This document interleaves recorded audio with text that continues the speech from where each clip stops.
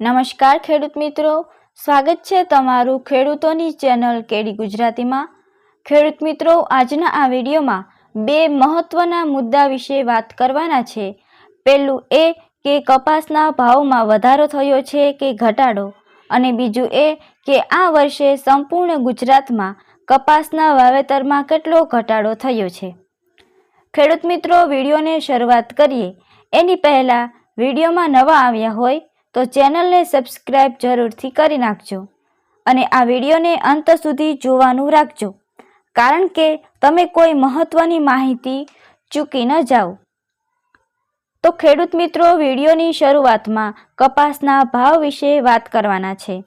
કપાસના ભાવમાં New York cotton વાયદો ડિસેમ્બર 2024નો 0.56ના વધારા સાથે 73.25ની આસપાસ ચાલી રહ્યો છે, અને રૂની ગાંસડી MCX કોટન કેન્ડી જુલાઈ 2023નો વાયદો 230 રૂપિયા જેટલો ઘટીને 58,570ની આસપાસ ચાલી રહ્યો છે।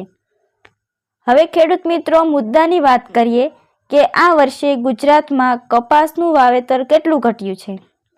ગુજરાતમાં કપાસનું વાવેતર 12,72,631 હેક્ટરમાં નોંધવામાં આવ્યું છે, જે ગયા વર્ષે 20,25,742 હેક્ટરમાં હતું। સરેરાશ વાવેતર 24 થી 25 લાખ હેક્ટરમાં થતું હોય છે।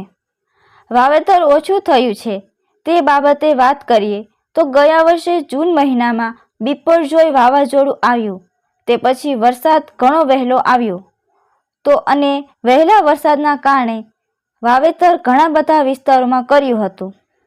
આ વખતે વરસાદ મોડો આવવાનો કારણે વાવણી મોડી થઈ છે અને વાવેતરમાં ઘટાડો જોવા મળ્યો છે। જોકે વરસાદ આવ્યા બાદ વાવેતરમાં ઉછાળો જોવા મળશે, પણ કપાસનું વાવેતર ખેડૂતોના માટે ઓછું છે તેવું કહેવામાં આવ્યું છે। આગળ જતાં કૃષિ વિભાગની શું માહિતી આપે તે તેના ઉપર રહેશે। તો ખેડૂત મિત્રો, આજની માહિતીમાં બસ આટલું જ। ફરી મળીશું નવા વિડીયોમાં નવી માહિતી સાથે। જય જવાન જય કિસાન। માહિતી સારી લાગી હોય તો વિડીયોને લાઈક જરૂરથી કરી નાખજો।